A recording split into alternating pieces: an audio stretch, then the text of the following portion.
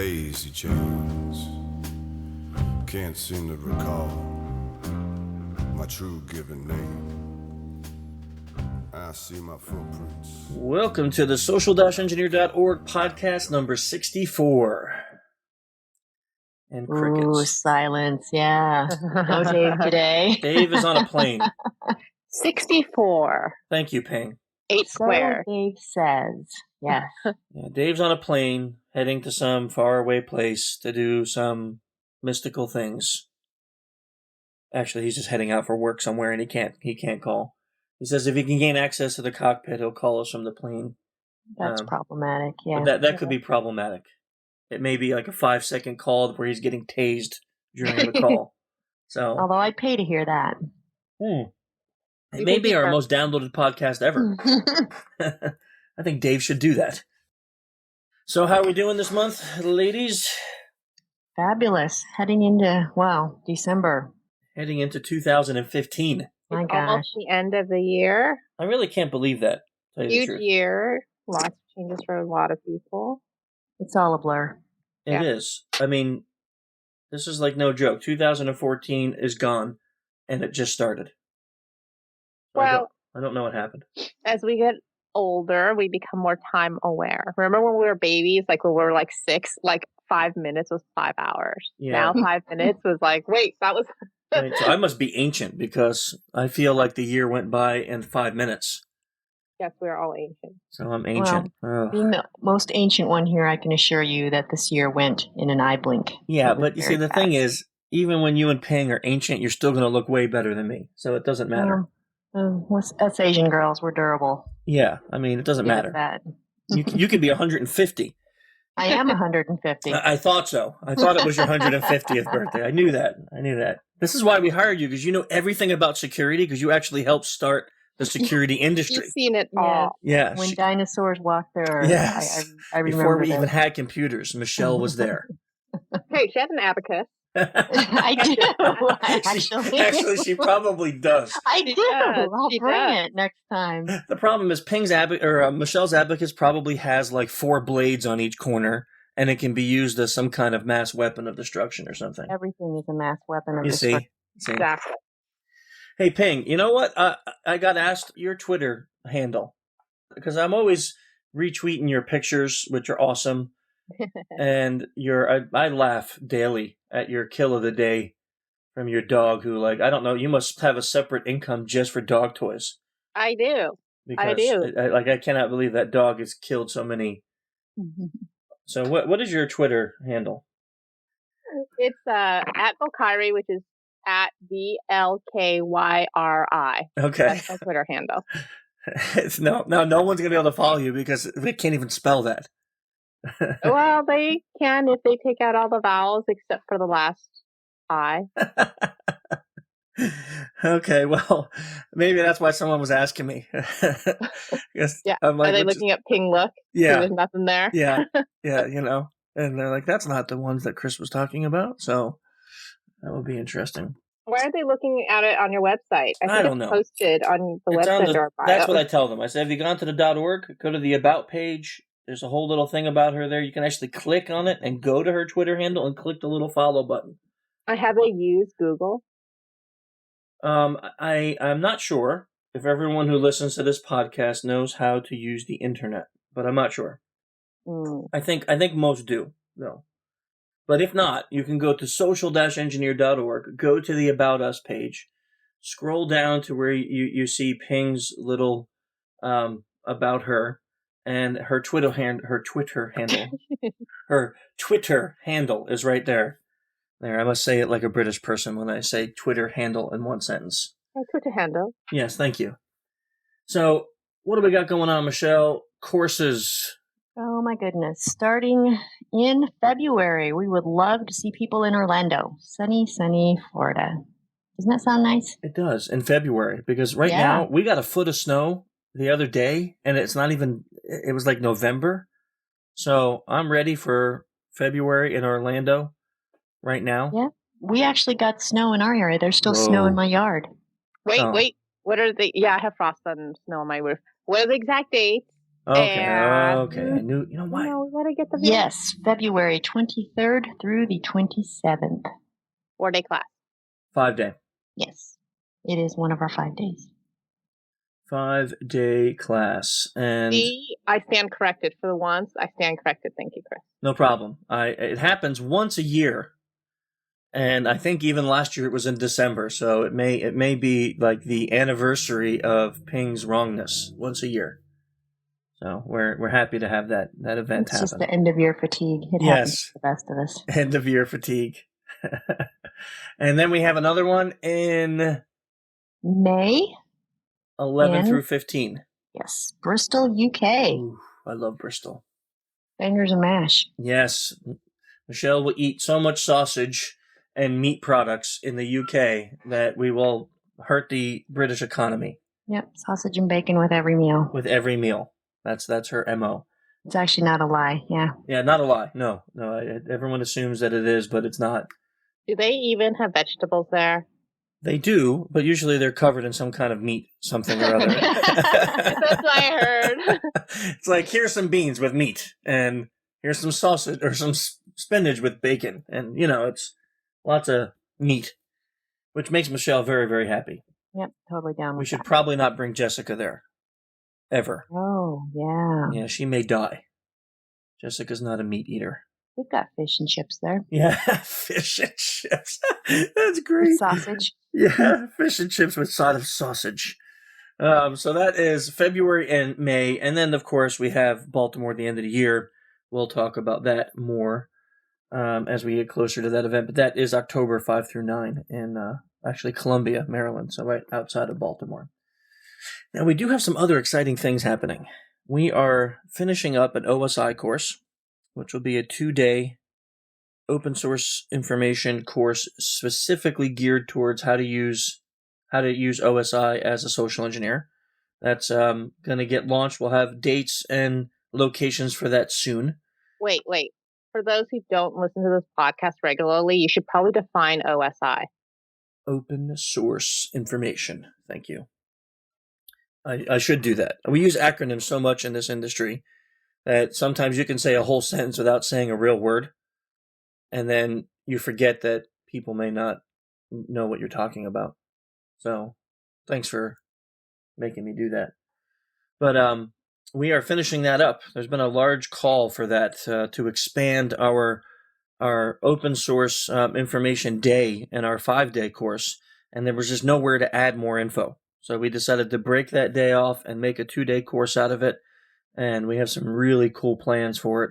We're actually going to use a company, so the class will have all the same results. We have a bunch of stuff planned. Actually, I don't want to get too deep into it without giving up too much before we have a date, because that will be the next thing. Everyone will start emailing me and say, when can I take it?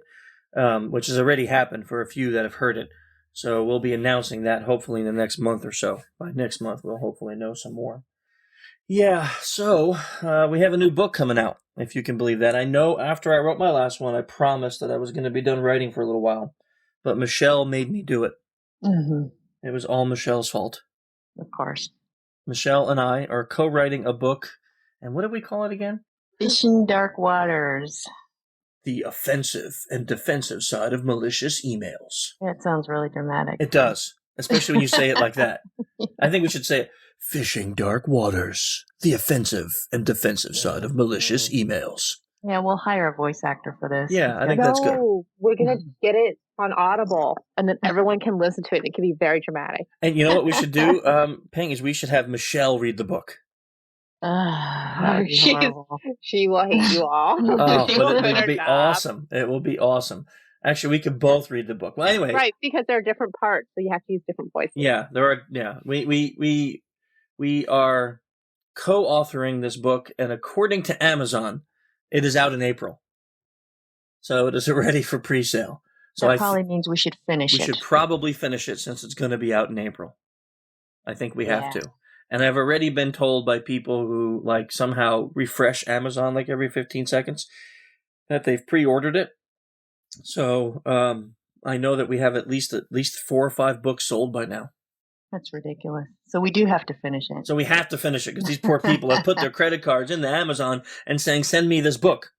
However, they are not charged until we actually have a finished product. However, you can't let them down either. Now they have high expectations. They feel very vested. Yes. They're paying interest. Yeah. They pay on the credit card for something coming out in April. I wouldn't do that. Actually, they don't, but that's well, still. It makes us feel more obligation to those folks who have taken that and done that for us. So we appreciate that support. And we are finishing the book. And we are near done, aren't we, Michelle? Mm-hmm. We're excited, aren't we, Michelle? Yeah. Mm-hmm. Yes, and then there will be a planned book tour with signings. Awesome. Location. And cookies. Yes, Ping will help us plan that because we stink at self-promotion. We really do. It's very difficult because you're getting business done. So self-promotion is usually the last thing on people's minds. That is quite true. Yeah. But it's also one of the most important things in order to keep building new business and continuing existing business. Yeah, for us, it was like literally we sat down and we started looking at the state of affairs in the security world and seeing that phishing was probably one of the largest vectors used in SE. And I would think our largest piece of business besides our education part of our company is phishing for education. We have sent over 2 million emails this year, 2.2 something emails this year alone in phishing emails. So it's our largest piece of business that we do. And we thought, man, we need to put this documentation down of how we're helping companies because we hear a lot of other companies doing it, but then we hear that the results aren't really there. So we figured we can write something to help people plan out their phishing programs, and that's kind of what gave birth to this book, was our hard work. So Michelle twisted my arm and said, we have to write it. And we did it. Thanks to Michelle.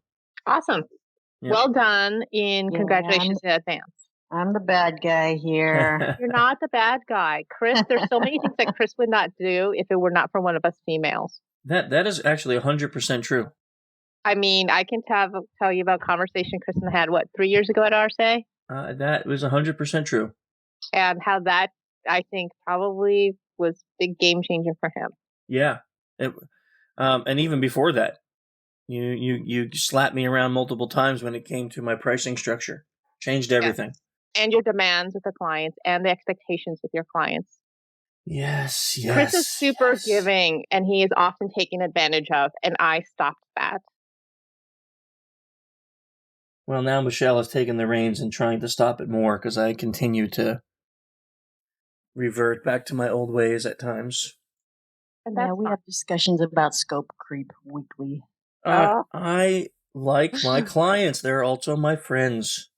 Yes, but this is business, and you only have so many hours in the day. You hear this, people? You hear this? See what I deal with every day? This is what I deal with every God, Michelle day. And I sound like parents to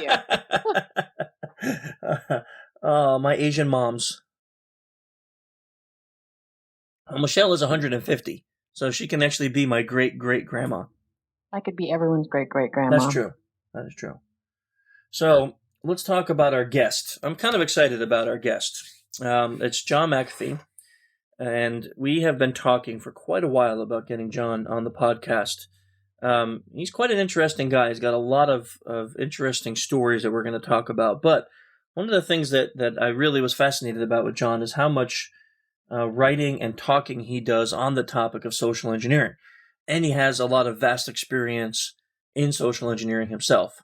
So I won't give away too much, but first we'll get John on the podcast, and then we'll talk to him about that topic. Yep, we're back with our guest now, on with John Mcafee. John, thanks for joining us today. Appreciate you coming on the podcast. I tell you what, I'm extremely happy to be here, quite frankly. At my age, I'm extremely happy to be breathing at all, so it's a great day for me. So most people will probably know who you are and know your name, but maybe you could just tell us a little bit about your history in the tech and security field, so that way those who don't may know a little more about you. My history in the tech field began back in 1969 with the first process control computer built by General Electric. I got a summer job there, and I was in grad school. I was a programmer trainee, and I liked it so much that I just dropped out of grad school and started programming. So that was when memory was stored in little magnetic cores, if you can imagine this, and a computer that had 10,000 bytes of storage was a huge computer. So since then I've been doing nothing but programming and computer work. So I got into the security field because, first of all, I read George Orwell's 1984, and as many people have, and found it to be the most fascinating of all books I've read to that point. And it's a future that I did not want to see for myself or anyone else. If you haven't read the book, it's where there is no place on earth that you can hide from the spying eyes of the government.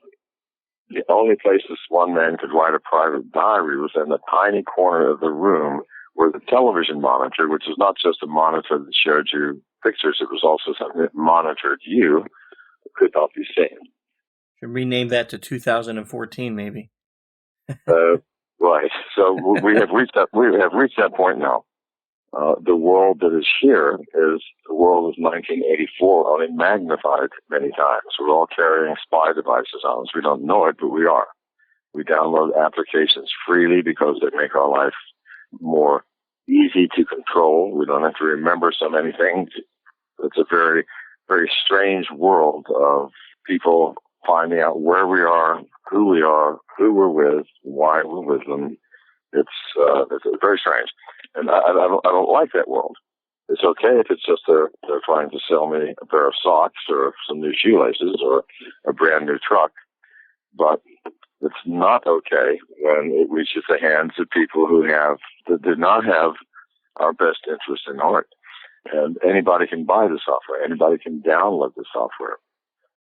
Recently, you wrote a blog post about social engineering and Google. Maybe give us a little background on that. What was your basis for that kind of an article? Well, here's the problem. Google is probably the greatest thing that ever happened to the world because I can get on, I can find historical information that I may need, I can find facts of how much tea is actually produced in China, and everything I want to know, which is perfect. And this is how it started out, to provide information to us, the consumers, the individuals in the world. Somewhere along the line, that switched. And the money-making aspect for Google comes not from giving us the information that we need about the world, but giving the world the information it needs about us in order to sell us things, to motivate us, to create fear, or to create happiness, to create whatever it is that they want. This was the turning point. And so what began as a massively beneficial social, economic, and political tool turned out to be the tool that accesses our every move, our everything. And so that's the problem with Google. And believe me, I don't want Google to go away. I still want to be able to Google and find out what the best reviews for a new pair of running shoes might be.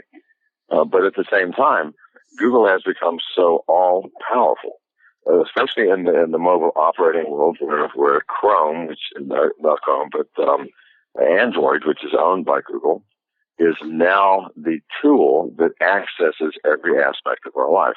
I can buy spyware, for example, and remotely plant it on your phone that will let me watch your every move, listen to your every word, read every one of your emails, and every one of your SMS messages. Why? Because you agree to it when you download it and use it. I can make it a very useful app. I don't know, whatever it is. You're into tennis, and so this will give you all of the appropriate tennis scores and moves and so on. And then when you run it, suddenly I control your computer. We give apps permission to spy on ourselves. So basically, the world's greatest spy device is not some device implanted into the wall of your apartment where people can listen to you, but no, it's the thing you carry with you 24 hours a day and lay on your bedside at night. Yeah, when we were just talking before, it's interesting, like when you look at something like the flashlight applications, and then you go into the settings and you see what you agree to.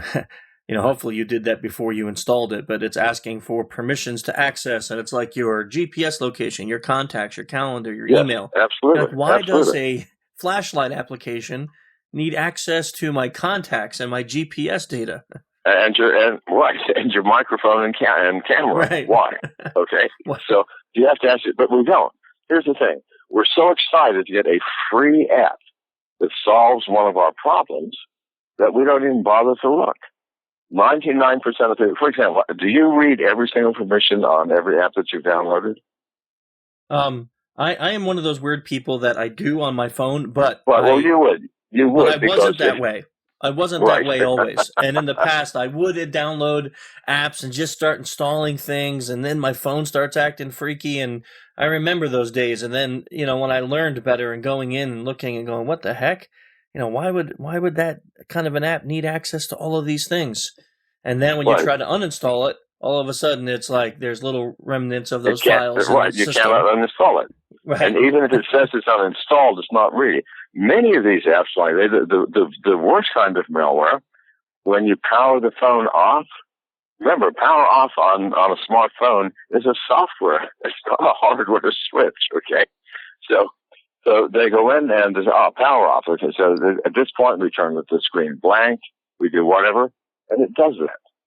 And yet it's still on, and it's still listening, and it's still watching. Well, you think of how many researchers have proven that they can access like Bluetooth signals from even up to a mile away using special devices. Absolutely. And they can turn on your microphone and listen to the conversations in the room remotely. Absolutely. People do not understand this. See, Bluetooth has a limit, a radius that's very short because our telephones are very small and the batteries are very weak. But imagine a device with a 12-volt car battery. You could make Bluetooth go up to a mile. So we're in a strange world. There are companies like Harris Corporation in Florida that manufactures a device called the Stingray. Now, the Stingray is fascinating because it pretends to be a cell phone tower.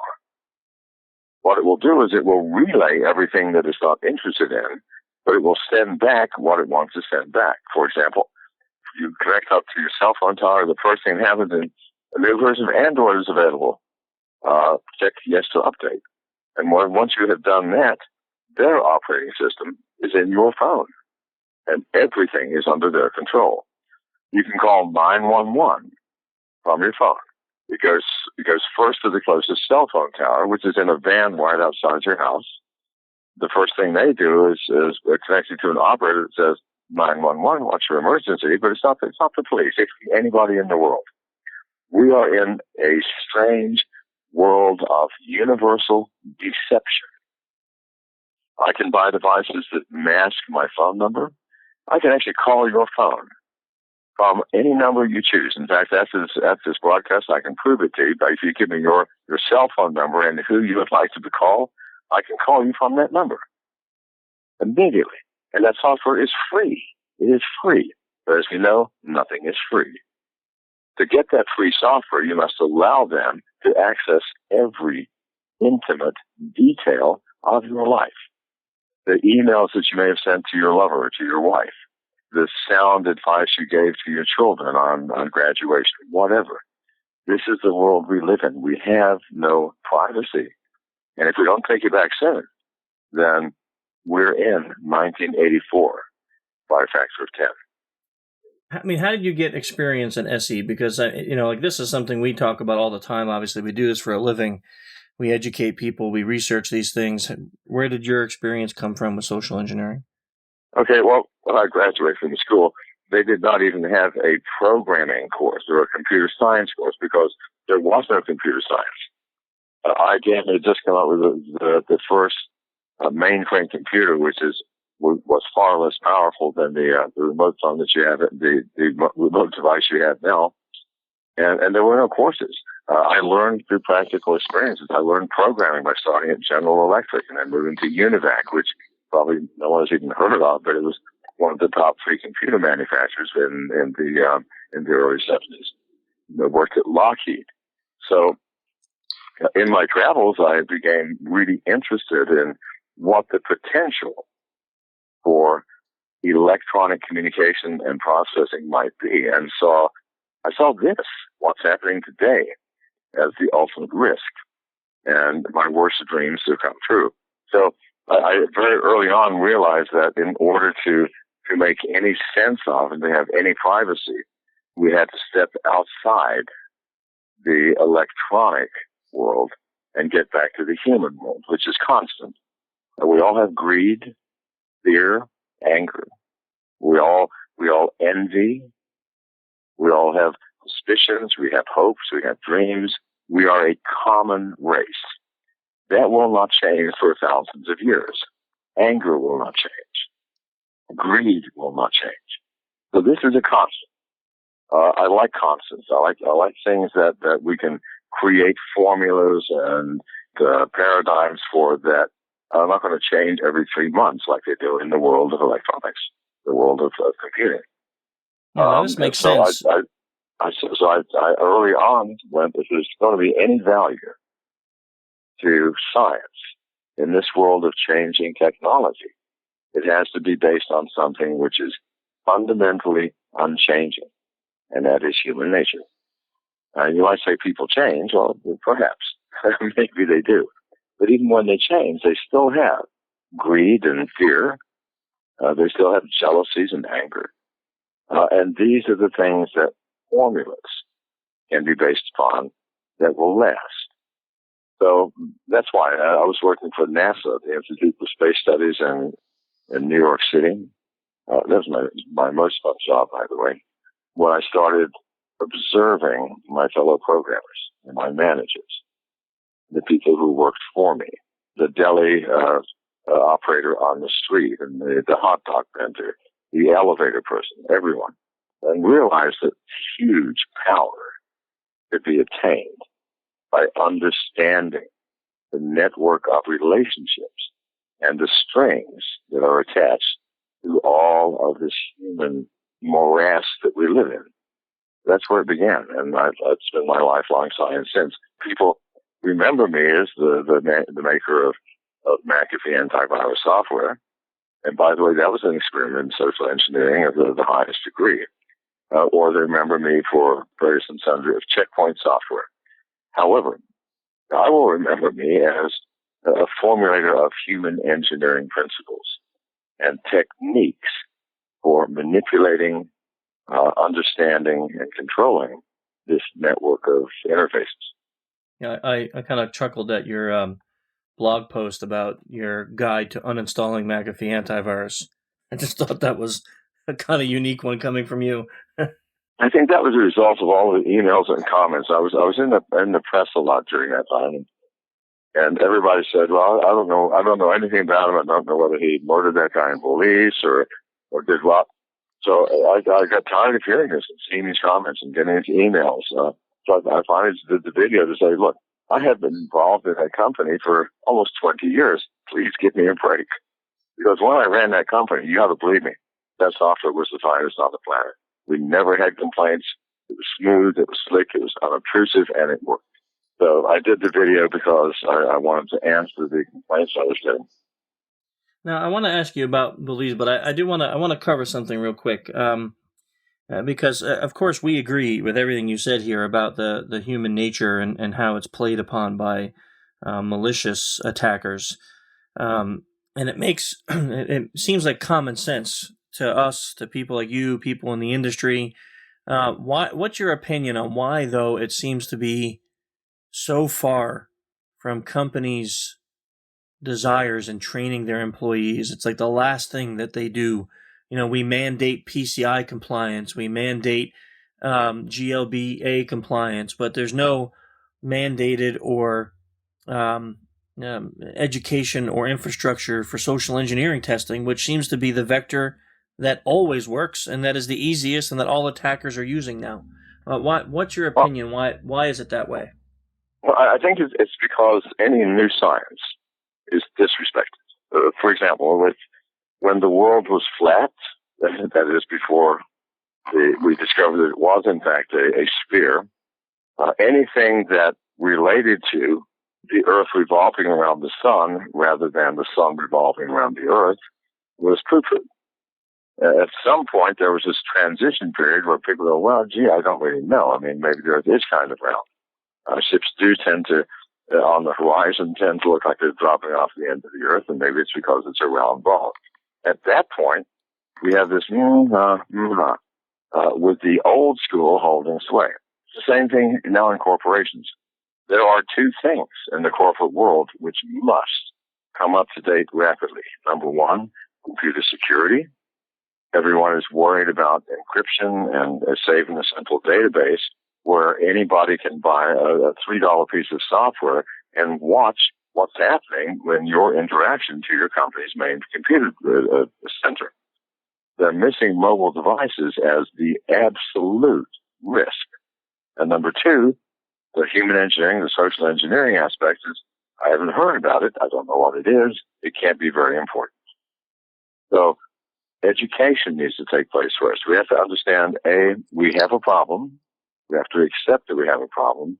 And we have to, B, find the best solution for that problem. We'll have to somehow educate the world to the point that we're in a world where social engineering is premier. There is no way, for example, to ever know who is calling you, where they're calling you from. With the current software of spoofing, anti-spyware, it's an insane world. The only way, you have to get back to human engineering. Someone calls you from that number, call them back. Who answers? A man? A woman? Do you get a recording? How do they respond to certain questions? How do they respond to politeness? How do they respond to aggression? These are the things that are going to matter in the future. And that's a hard one because I know a lot of the solutions we give to our customers are time consuming. So they opt for, of course, the easier route. You know, like what you said, we always tell the people, say, well, how do I know if the person on the phone is really from my bank? I say, well, you don't give them information when they call you. You hang up, you turn over your credit card, you call the number on the back of your credit card, and that's who you speak to because you know that that's the right number. And no one wants to do that because now it means I got to hang up and I got to take the time to redial the phone. Right. And oh my, that 15 seconds ruins my day. We have become lazy. We have become lazy. We have become used to computers and our phones taking control of our lives. None of us want to really make decisions if you think about it. I mean, myself, for me, the ideal restaurant would be called no decisions. I walk in, the waiter looks at me and says, you're going to have the beef steak, Perfect. I relieve myself of that obligation. That's what we all want. We don't want responsibility for our lives. That is a crisis that humanity is now facing. To make any change at all, we first have to take that responsibility. We have to make our own decisions. So, talk to me a little bit about, if you want to. You mentioned your time in Belize, and I know that you and I had spoken before about some of the chance you had to use social engineering. And so maybe you want to give us a little story on how you were able to use SE and what it led to in that situation? Well, absolutely. First of all, Belize is a Central American country, the smallest of the Central American countries. It is uniquely corrupt, uniquely meaning there are no exceptions to corruption anywhere in the government. It's just a very strange place. I lived there for 5 years. It was, for the first 3 years, idyllic. It was heaven on earth. I moved, I bought a compound in the jungle on the New River, serious jungle, crocodiles and parrots and the whole works, and started working on a new type of antibiotic using quorum sensing. Within 6 months, I was approached by a representative of the government saying, look, if you'll give us $2 million for our campaign for the election, what we will do is we'll give you, all this acreage along the river. We'll give you tax breaks. We'll do all sorts of things.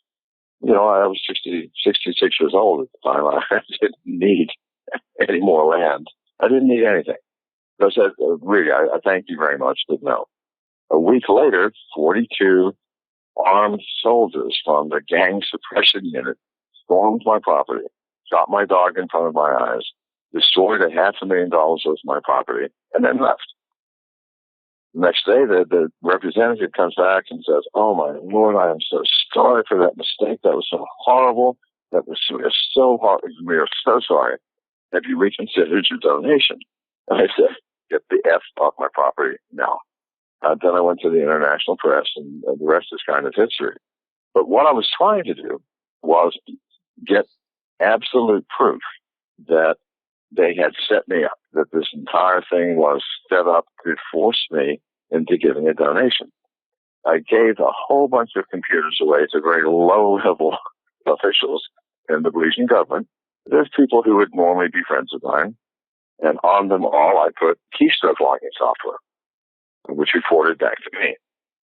Now, I knew that if I gave them to a secretary, the boss is going to confiscate that fucking computer. It's fact of life. If it's delivered to the office of the Minister of National Defense, secretary, blah, blah, blah, blah.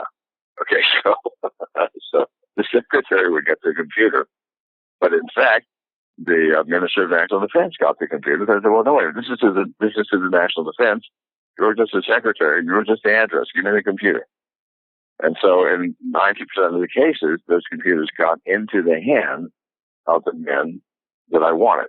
When that didn't work, I would take thumb drives, and I would label them with things like naked photos of Anita, and Anita might be one of the co-workers or something. I would drop them in front of their cars in the parking lots. They would pick them up, and human nature is, well, wow, naked pictures of so-and-so, put them in a computer, and then suddenly I control their computer. So things of this nature, knowing that in certain cultures, things work a different way, and your social engineering has to be modified to meet that culture. Wow. That is a crazy level of events there. That's amazing to me. But what I discovered, unfortunately, had nothing to do with setting up the raid. What I discovered was that the Prime Minister had a private hit squad called the Gang Suppression Unit, which had nothing to do with suppressing gangs, but everything to do with eliminating his competition in his private business. The Minister of National Defense was selling passports and dealing in human trafficking. The Minister of Finance, his main job was really money laundering.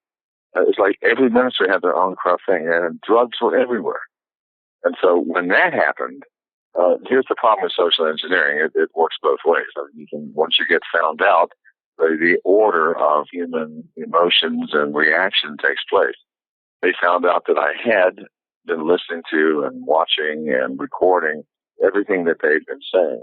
And then the campaign to remove me began. So the next thing I know, I'm here in America, and on the 12th of September of last year, the first attempt on my life was made in Portland by Belizean mercenaries. So anyway, that's another story.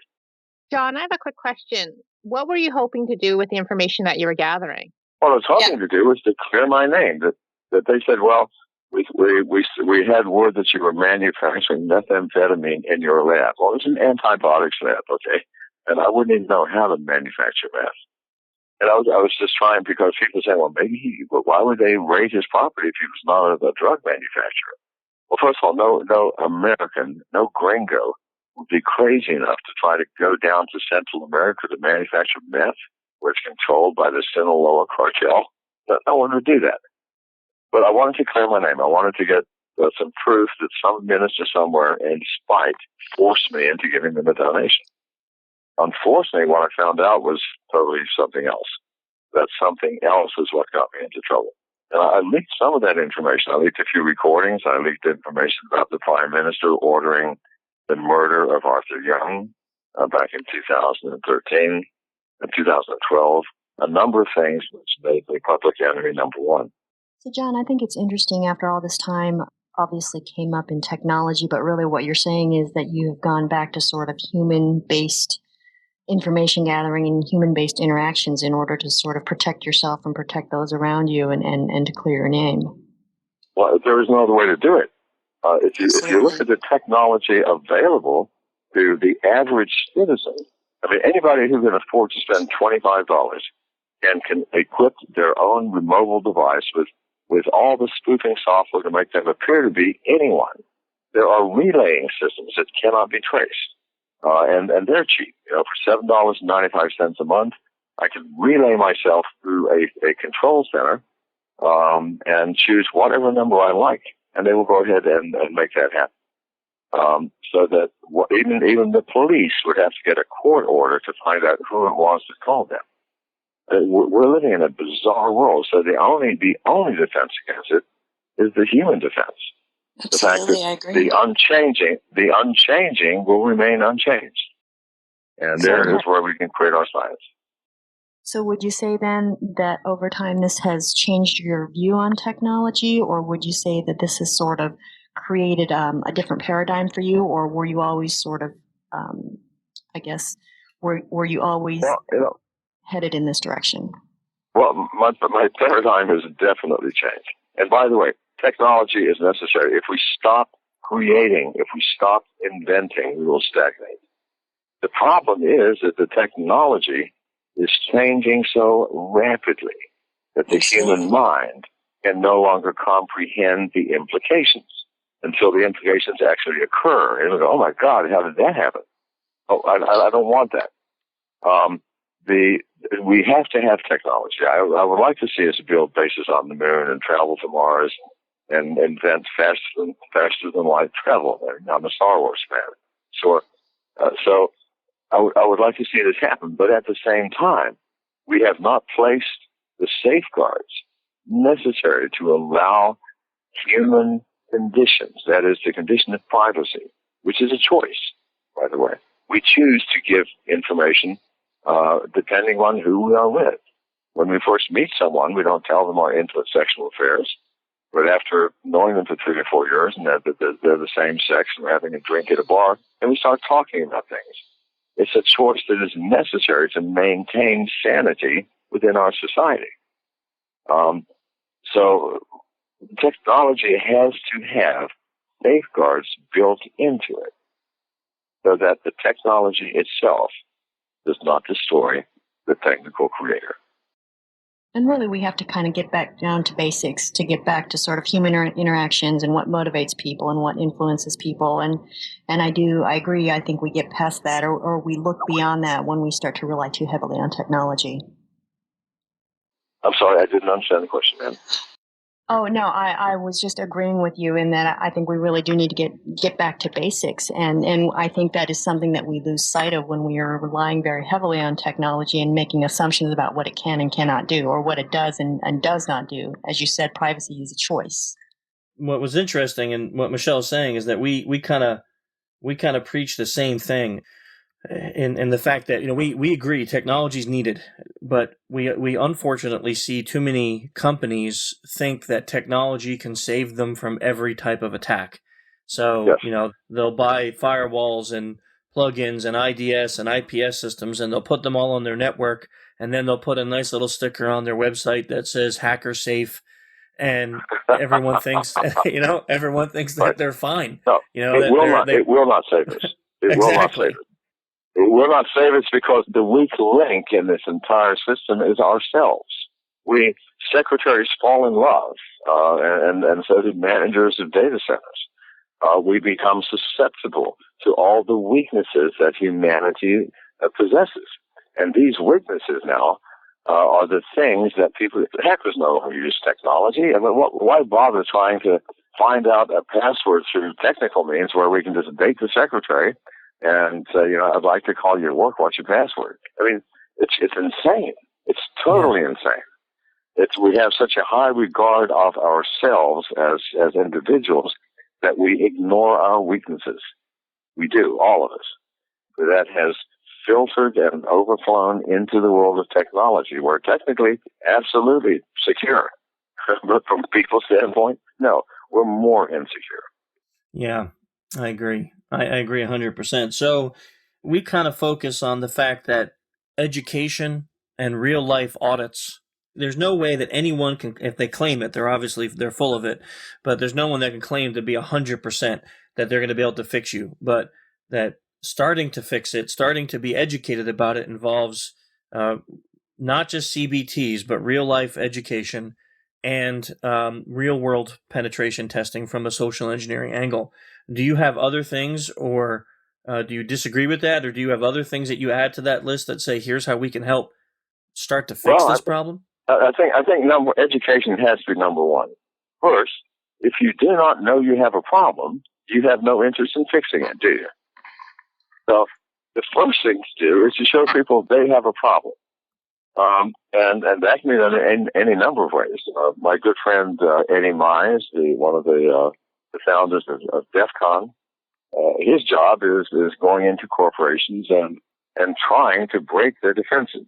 He gave me one example, which was astonishing, where I won't name the company, but a massive power company hired him to see what the flaws were in their defenses. For a couple of weeks, he sat outside the compound just watching.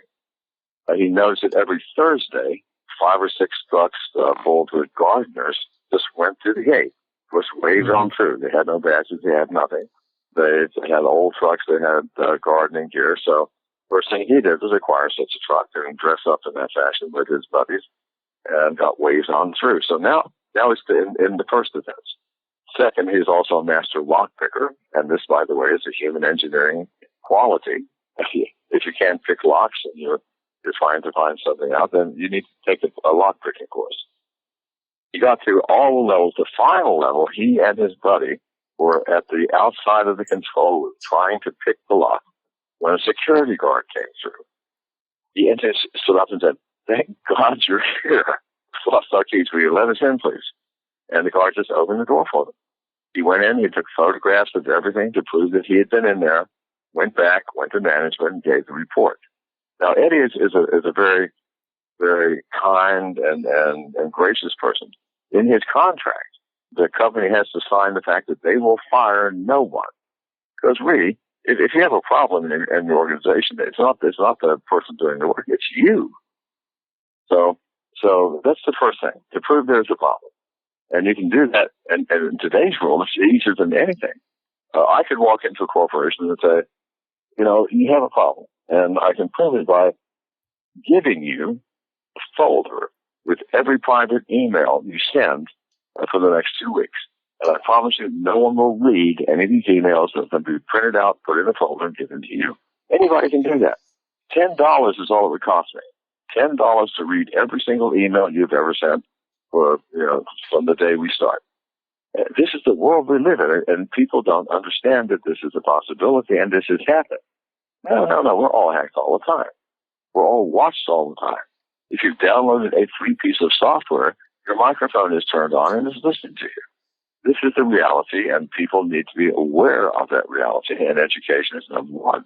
From there, a program of defense is set out depending upon the culture of your organization, the nature of your business, and so on. So I know you do a lot of speaking publicly and blogging on a topic, because this is fascinating. And for us, the hard part is we literally can probably just talk about this all day, because we seem to be very aligned right. in our thinking about this. For us, it's you sound like you've been working with us for years. This is exactly what we say all the time to our customers. We're not anti-technology, but we don't think technology is our savior.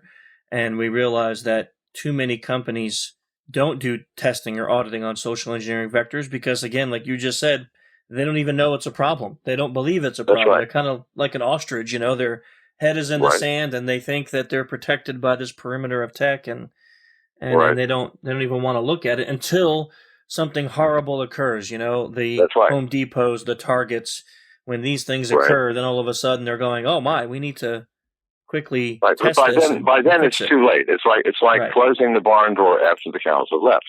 Exactly. The other thing that needs to happen is we have a few minor voices in the wilderness all shouting the same thing. There needs to be some centralized organization. There needs to be some collective work. I don't know of any 10 people who are working together to try and make this happen. That has to happen first. Until any movement gets organized, nothing will happen. We know this. We will be the crazy man in the wilderness talking to ourselves. No, I'm serious. When a number of us I'm with you. I'm laughing because I've heard that before. Because sometimes we get people who look at us like, "Are you guys nuts? Like, you want to fish our employees to teach them how bad fishing is?" And we're like, "Yeah, right. Yes. That's right." And so it's like, we're just crazy. However, you get enough together, and if you get voices that are respected and heard, you must believe me, the world will change. The world will change. we're all just so busy doing our things that we don't think about the power of collective work is. That's a good point. It really is. I mean, a lot of things in the past, even in the pen testing industry as a whole, network pen testing, there was a collective movement. You can look back 15 years or so and think about how that started and where we are today, where our industry is today. So, a lot of our listeners, they love to read. So, and I know you have a blog. So is the best site to give them to keep up with the things that you're talking about here? Is it your blog, whoismcafee.com? I tell you, my Facebook account is kept most up to date. To be frank with you, all my other accounts, it's not me that answers the questions. It's people who work with me. Okay. And I apologize. I've just learned over the years to mimic my tone and my humor. My Facebook account, I actually do go on, and it's and also my Twitter account. The Twitter account is Official Mcafee. And the Facebook account, just John McAfee Public Figure. Those are the two sources. Everything else, I don't even log on and look at them anymore because, again, they're managed by other people and that's that. But Facebook and Twitter, you can reach me on either one. You can send me a message a private message on either one, and it will reach me and I'll actually answer. Okay. That's excellent. And I see also that there's just so people, if they find it, they know it's real or not. There's a Facebook account called Official Mcafee also. Is that you? No, the Facebook account, no, that is not me. That's one of the trolls that take it upon themselves to make my life as miserable as possible. So that's great. He actually calls it Official Mcafee. Official Mcafee it's Official Mcafee on Twitter. That is actually the Official Mcafee account. On Facebook, it's just John McAfee. Well, he has the right to do that. Yeah, annoying as it is, right? And one thing we always ask every guest we have on, because we have a lot of people who read. They love to read. Our listeners love to read books. So on the topics that we've talked about, is there any books that stand out in your mind? Any publications that you would say, hey, I recommend reading this. It's a great book. I don't read much anymore. I do not.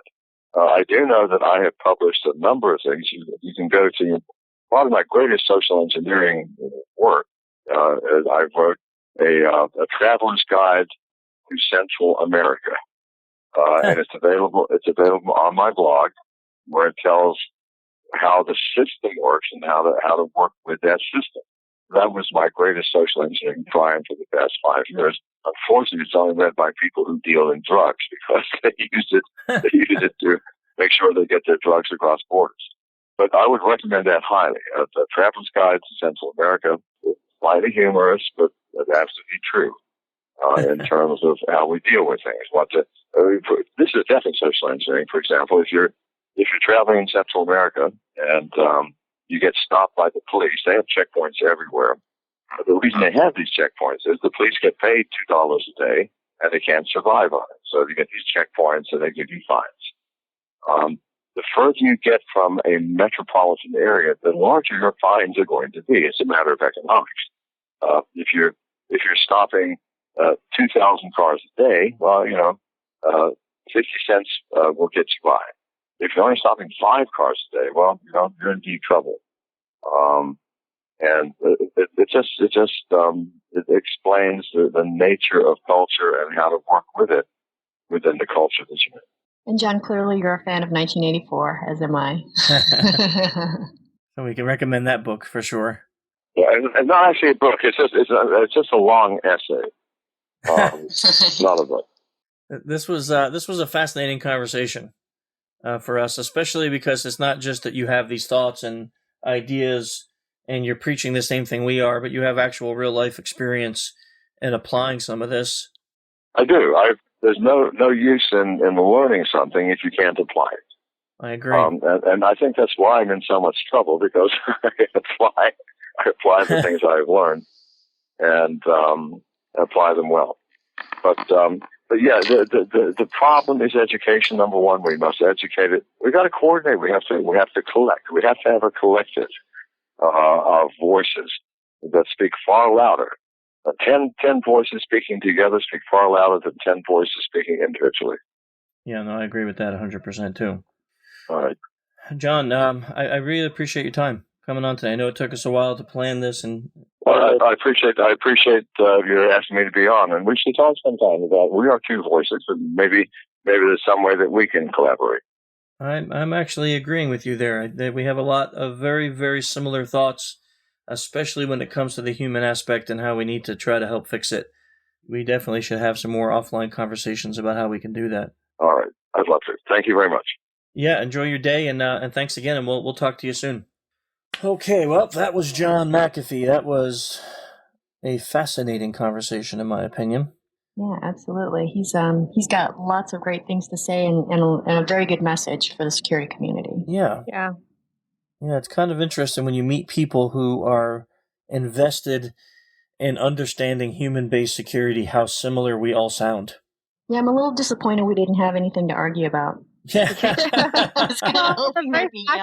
in technology since the late 60s. Yeah. All the way until now, and we don't have anything to argue about. Like, usually you would say, I don't agree with my father or my grandfather, right? Because of the generational difference.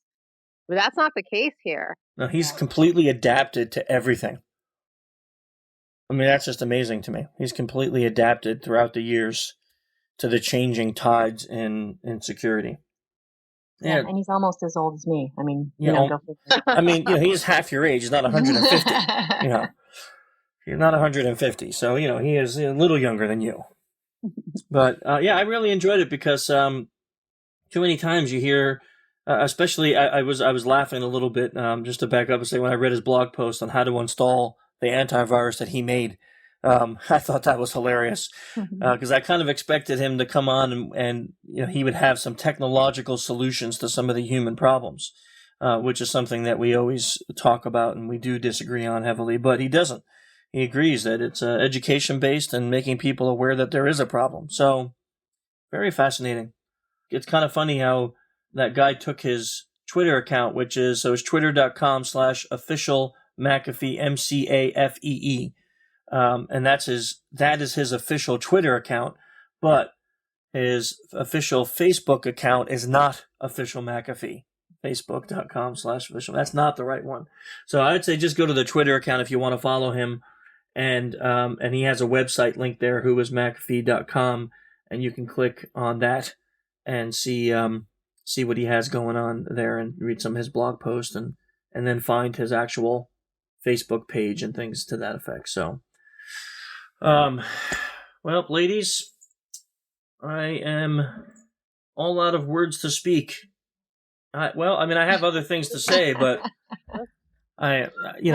is there anything else we need to say about something we left out in the intro? Anything going on that we're missing? We need to warn people about holiday phishing and scams. Well, there always need to warn people about that. I mean, we just got done with Black Friday, and now they have this new thing, Cyber Monday. So that it's going to be, that phishing and vishing is going to be up. Every year during the Christmas holidays, that credit card fraud goes to the roof. Right now, I think Brian Krebs just released a report about there is like a massive increase in fraudulent credit card sales going on right now. And you want to get this? They ran a Black Friday special on credit cards. You can actually... What do you mean? Like the credit card fraudsters, we're offering them at discounts due to Black Friday. If you can believe that. Well, they do have like the best customer service. They do. Yeah, They this do. makes sense. Some of them were giving up to 50% off on their credit card sales. Unbelievable. So with that happening, that there's going to be a massive increase in credit card fraud now, especially going into December and January. So our advice is the same as always. Look closely at your credit card statements. Be aware where you're spending and what you're spending. Because they, a lot of times what these guys do is they don't come in and do like a $5,000 charge on your card because that would be obvious. They're doing hundreds of $20 or $30 charges. Because during the holiday seasons especially, people will ignore them. They'll be like, oh yeah, I probably just went to Starbucks and got 2 coffees. That's $20, right? And they just ignore it and they don't look into it. So those little charges, and they do mass quantities. I mean, imagine if you're doing $20 charges, that's $2,000 a day. You do that 5 days a week, you just clear $10K in a week. So they don't need to do massive charges to make a lot of money.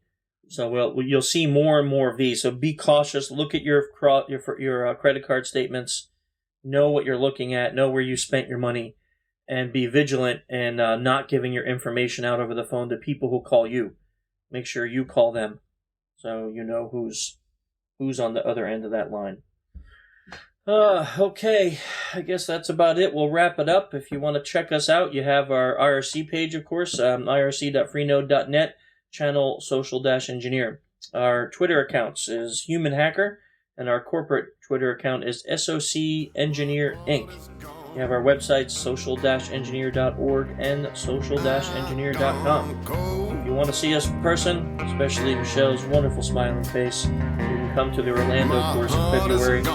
And if not, then we'll see you at the next con. Until next month. Thanks, guys. Thank you. See ya. The path gives way to a cold winter field. The ground below, hard as steel.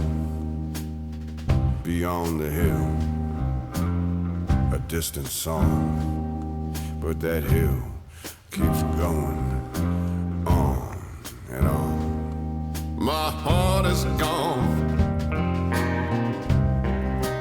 I'm gone cold.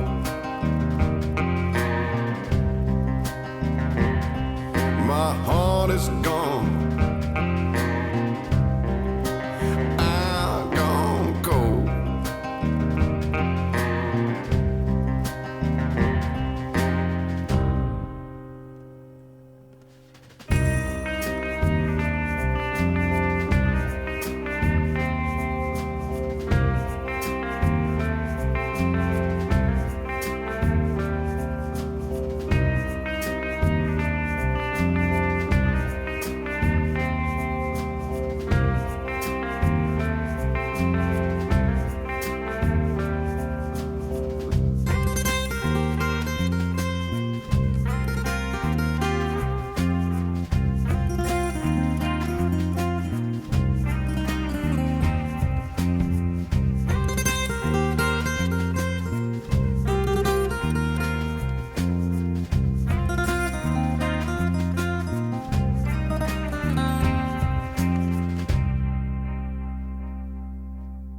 Swan boats and daisy chains. Can't seem to recall any given name.